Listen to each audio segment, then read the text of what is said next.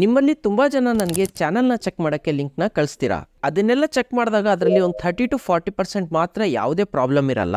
ಅಂದ್ರೆ ಕಂಟೆಂಟ್ ಎಲ್ಲ ಸರಿ ಇರುತ್ತೆ, ಯೂಟ್ಯೂಬ್ ಪಾಲಿಸಿ ಕೂಡ ಫಾಲೋ ಮಾಡ್ತಿರ್ತೀರಾ. ಉಳಿದ 60% ಜನ ಏನಿದ್ದಾರೆ ಅವರ ಚಾನಲ್ ನಲ್ಲಿ ಐದರ್ ರಿಯೂಸ್ ಕಂಟೆಂಟ್ ಹಾಕಿರ್ತಾರೆ, ಇಲ್ಲ ಅಂದ್ರೆ ಮುಂದೆ ಹೋಗಿ ಸ್ಟ್ರೈಕ್ ಬರುವಂತಹ ಚಾನ್ಸಸ್ ಇರುತ್ತೆ 100%. ಸೊ ನಾನು ಅವರಿಗೆ ನೋಡಿ ನಿಮ್ಮ ಚಾನಲ್ ನಲ್ಲಿ ಈ ತರ ಪ್ರಾಬ್ಲಮ್ ಇದೆ, ಈ ರೀತಿಯ ಕಂಟೆಂಟ್ ನಿಮ್ಮ ಚಾನಲ್ ನಲ್ಲಿ ಅಪ್ಲೋಡ್ ಆಗಿದೆ. ಸೊ ಎಲ್ಲದನ್ನ ಹೇಳ್ತಿರುವಾಗ್ಲೇ ಹೇಳಾದ್ಮೇಲಲ್ಲ, ಇನ್ನು ಹೇಳ್ತಿರುವಾಗ ಮುಂದಿಂದ ಅವರ ರಿಪ್ಲೈ ಬರುತ್ತೆ, ಸರ್ ನನಗೆ ಆಲ್ರೆಡಿ ವಿಡಿಯೋಸ್ ಮೇಲೆ ಆಡ್ಸ್ ಬರ್ತಾ ಇದೆ, ಇನ್ನೇನ್ ಚಾನಲ್ ಅಷ್ಟೇ ಮಾನಿಟೈಸ್ ಆಗಬೇಕು, ಏನು ಪ್ರಾಬ್ಲಮ್ ಇಲ್ಲ ತಾನೆ ಅಂತ. ಸೊ ಈ ರೀತಿಯ ಭ್ರಮೆ ಅಂದ್ರೆ ಮಿತ್ ಇವತ್ತು ಈ ಒಂದು ವಿಡಿಯೋದಲ್ಲಿ ಕ್ಲಿಯರ್ ಮಾಡೋಣ. ಸೊ ನಿಮ್ಮ ವಿಡಿಯೋಸ್ ನಲ್ಲಿ ಆಡ್ಸ್ ಬಂದ್ರೆ ಚಾನಲ್ ಸೇಫ್ ಇದೆನಾ, ಆಡ್ಸ್ ಬರ್ತಾ ಇದ್ರೆ ಮುಂದೆ ಆ ಚಾನಲ್ ಮಾನಿಟೈಸ್ ಆಗೋದು ಗ್ಯಾರಂಟಿನಾ, ಹಾಗೂ ಆ ಆಡ್ಸ್ ಗೆ ಏನ್ ದುಡ್ಡು ಬಂದಿರುತ್ತಲ್ಲ ಅದು ಮುಂದೆ ಮಾನಿಟೈಸ್ ಆದ್ಮೇಲೆ ಎಲ್ಲ ಸಿಗುತ್ತಾ. ಸೊ ವಿಡಿಯೋ ಕಂಪ್ಲೀಟ್ ಆಗಿ ನೋಡಿ, ಇವತ್ತಿಲ್ಲ ಅಂದ್ರೂ ಮುಂದೆ ಒಂದಿನ ಈ ವಿಡಿಯೋ ನಿಮ್ಗೆ ಪಕ್ಕಾ ಹೆಲ್ಪ್ ಆಗುತ್ತೆ. ನೋಡಿ, ಫಸ್ಟ್ ಪಾಯಿಂಟ್ ಬಂದು ನಿಮ್ಮ ಯೂಟ್ಯೂಬ್ ಚಾನಲ್ ಇನ್ನು ಮಾನಿಟೈಸ್ ಆಗಿಲ್ಲ ಅಂದ್ರೂ ನಿಮ್ಮ ವಿಡಿಯೋಸ್ ಮೇಲೆ ಆಡ್ಸ್ ಬರ್ತಾ ಇರುತ್ತೆ. ಸೊ ಆಡ್ಸ್ ಬರ್ತಾ ಇದೆ ಅಂದ್ರೆ ಚಾನಲ್ ಪಕ್ಕಾ ಮಾನಿಟೈಸ್ ಆಗುತ್ತೆ ಅಂತ ಏನು ಗ್ಯಾರಂಟಿ ಇಲ್ಲ. ಹೌದು, ಯಾಕಂದ್ರೆ ಯೂಟ್ಯೂಬ್ ಟೀಮ್ ಏನಿದೆ, ನೀವು ಮಾನಿಟೈಸೇಷನ್ ಗೆ ಅಪ್ಲೈ ಮಾಡಿದಾಗ ಮಾತ್ರ ನಿಮ್ಮ ಚಾನಲ್ ನಲ್ಲಿ ಯಾವ ರೀತಿಯ ಕಂಟೆಂಟ್ ಅಪ್ಲೋಡ್ ಆಗ್ತಾ ಇದೆ, ನಿಮ್ಮ ಚಾನಲ್ ಯೂಟ್ಯೂಬ್ ಪಾಲಿಸಿನ ಫಾಲೋ ಮಾಡ್ತಾ ಇದೆನಾ ಇಲ್ಲ ಅಂತ ಕರೆಕ್ಟ್ ಆಗಿ ಚೆಕ್ ಮಾಡ್ತಾರೆ. ಎಲ್ಲ ಕರೆಕ್ಟ್ ಇದ್ರೆ ಅವಾಗ ಡಿಸೈಡ್ ಆಗುತ್ತೆ ನಿಮ್ಮ ಚಾನಲ್ ಮಾನಿಟೈಸೇಷನ್ ಗೆ ಎಲಿಜಿಬಲ್ ಇದೆನೋ ಅಥವಾ ಇಲ್ಲ ಅಂತ. ಸೊ ಅಲ್ಲಿಯವರೆಗೂ ಮಾನಿಟೈಸ್ ಆಗೋದು ಸೊ ಏನೇ ಕಂಟೆಂಟ್ ಹಾಕಿದ್ರು ಬಿಡು, ಹೇಗಿದ್ರು ಆಡ್ಸ್ ಬರುತ್ತೆ ಅಂತ ಇಲ್ದಿರುವ ಕಂಟೆಂಟ್ ನಿಮ್ಮ ಚಾನಲ್ ನಲ್ಲಿ ಹಾಕಕ್ ಹೋಗ್ಬೇಡಿ. ಯಾಕಂದ್ರೆ ಒಮ್ಮೆ ಮಾನಿಟೈಸೇಷನ್ ಗೆ ನೀವು ಅಪ್ಲೈ ಮಾಡಿದಾಗ ನಿಮ್ಮ ಕಂಟೆಂಟ್ ಸರಿ ಇಲ್ಲ, ರಿಯೂಸ್ ಕಂಟೆಂಟ್ ಅಲ್ಲಿದೆ, ಅಥವಾ ಯೂಟ್ಯೂಬ್ ಪಾಲಿಸಿನ ಫಾಲೋ ಮಾಡ್ತಾ ಇಲ್ಲ ಅಂದ್ರೆ ಅಲ್ಲಿ ನಿಮ್ಮ ಚಾನಲ್ಗೆ ಪ್ರಾಬ್ಲಮ್ ಆಗುವಂತಹ ತುಂಬಾ ಚಾನ್ಸ್ ಇದೆ. ಚಾನ್ಸ್ ಏನು, ಪ್ರಾಬ್ಲಮ್ಮೇ ಆಗುತ್ತೆ. ಸೊ ನಾನೇನ್ ಈ ಪಾಯಿಂಟ್ಸ್ ನ ಸುಮ್ನೆ ಹೇಳ್ತಾ ಇಲ್ಲ.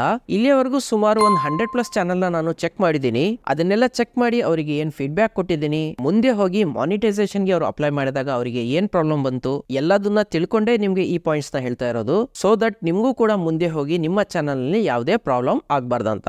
ಓಕೆ, ಚಾನಲ್ ಮಾನಿಟೈಸ್ ಆಗದೇನೆ ನಿಮ್ಮ ವಿಡಿಯೋಸ್ ನಲ್ಲಿ ಆಡ್ಸ್ ಬರ್ತಾ ಇದೆ, ಹಾಗಾದ್ರೆ ಆ ಆಡ್ಸ್ ನ ದುಡ್ಡು ನಮ್ಗೆ ಚಾನಲ್ ಮಾನಿಟೈಸ್ ಆದ್ಮೇಲೆ ಸಿಗುತ್ತಾ? ಈ ಒಂದು ಡೌಟ್ ಏನಿದೆ ತುಂಬಾ ಜನಕ್ಕೆ ಇದೆ. ಅದೇ ಈ ವಿಡಿಯೋನ second point. So clear cut ಆಗಿ ಹೇಳ್ಬೇಕಂದ್ರೆ, ನಿಮ್ಮ ಚಾನಲ್ ಇನ್ನು ಮಾನಿಟೈಸ್ ಆಗಿಲ್ಲ, ಆದ್ರೆ ಆ ಚಾನಲ್ ವಿಡಿಯೋಸ್ ಮೇಲೆ ಆಡ್ಸ್ ಬರ್ತಾ ಇದೆ ಅಂದ್ರೆ ಆ ಆಡ್ಸ್ ನಿಂದ ಏನ್ ನಿಮ್ಗೆ ರೆವೆನ್ಯೂ ಜನರೇಟ್ ಆಗಿರುತ್ತಲ್ಲ, ಅಂದ್ರೆ ಏನ್ ಅರ್ನಿಂಗ್ಸ್ ಆಗಿರುತ್ತಲ್ಲ, ಅದ್ರಲ್ಲಿ ₹1 ಕೂಡ ನಿಮ್ಗೆ ಸಿಗಲ್ಲ. ನಿಮ್ಮ ಅರ್ನಿಂಗ್ಸ್ ಎಲ್ಲ ಏನಿದೆ ಅಣ್ಣವ್ರು ತಗೋತಾರೆ.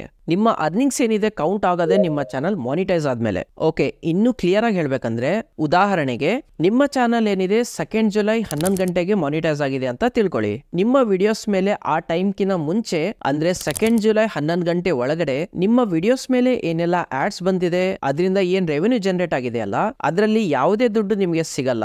ನಿಮ್ಮ ಅರ್ನಿಂಗ್ಸ್ ಆಗದೆ ನಿಮ್ಮ ಚಾನಲ್ ಮಾನಿಟೈಸ್ ಆದ್ಮೇಲೆ. ಸೊ ಒಮ್ಮೆ ನಿಮ್ಮ ಚಾನಲ್ ಮಾನಿಟೈಸ್ ಆಯ್ತು, ವಿಡಿಯೋಸ್ ಮೇಲೆ ಆಡ್ಸ್ ಬರಕ್ ಸ್ಟಾರ್ಟ್ ಆದ್ರೆ ಸೊ ಅಲ್ಲಿಂದ ನಿಮ್ಮ ರೆವೆನ್ಯೂ ನಿಮ್ಗೆ ಸಿಗಕ್ ಸ್ಟಾರ್ಟ್ ಆಗುತ್ತೆ. ಈ ರೀತಿ ಏನಿದೆ ನಿಮ್ಮ ಯೂಟ್ಯೂಬ್ ಚಾನಲ್ ನಲ್ಲಿ ನಿಮ್ಮ ಚಾನಲ್ ಮಾನಿಟೈಸ್ ಆಗೋಕ್ಕಿಂತ ಮುಂಚೆ ಹಾಗೂ ಅದರ ನಂತರ ಆಡ್ಸ್ ಬಂದಾಗ ಈ ರೀತಿ ಅರ್ನಿಂಗ್ಸ್ ಆಗುತ್ತೆ. ಬಾಕಿ ರಿಯೂಸ್ ಕಂಟೆಂಟ್ ಬಗ್ಗೆ, ಯೂಟ್ಯೂಬ್ ಕಮ್ಯುನಿಟಿ ಪಾಲಿಸಿ ಬಗ್ಗೆ, ನಿಮ್ಮ ಚಾನಲ್ ನ ಮಾನಿಟೈಸೇಷನ್ ಗೆ ಹೇಗೆ ಅಪ್ಲೈ ಮಾಡಬೇಕು, ಆಡ್ಸೆನ್ಸ್ ಅಂದ್ರೆ ಏನು, ಎಲ್ಲ ಟಾಪಿಕ್ ವಿಡಿಯೋಸ್ ಆಲ್ರೆಡಿ ಚಾನಲ್ ನಲ್ಲಿ ಅವೈಲೇಬಲ್ ಇದೆ. ಪ್ರಾಬ್ಲಮ್ ಏನಂದ್ರೆ ನೀವು ಚಾನಲ್ ಗೆ ಸಬ್ಸ್ಕ್ರೈಬ್ ಮಾಡಿರಲ್ಲ, ಆ ವಿಡಿಯೋಸ್ ನಿಮ್ಗೆ ರೆಕಮೆಂಡ್ ಆಗಲ್ಲ. ಅದಕ್ಕೆ ಹೇಳೋದು ಚಾನಲ್ ನ ಸಬ್ಸ್ಕ್ರೈಬ್ ಮಾಡ್ಕೊಳ್ಳಿ. ನಿಮ್ಮ ಚಾನಲ್ ನಲ್ಲೂ ಯೂಟ್ಯೂಬ್ ರಿಲೇಟೆಡ್ ಯಾವುದೇ ಪ್ರಾಬ್ಲಮ್ ಬಂದ್ರೆ ವಿಡಿಯೋಸ್ ನ ನೋಡಿ ನೀವು ಈಸಿಯಾಗಿ ಸಾಲ್ವ್ ಮಾಡ್ಕೋಬಹುದು.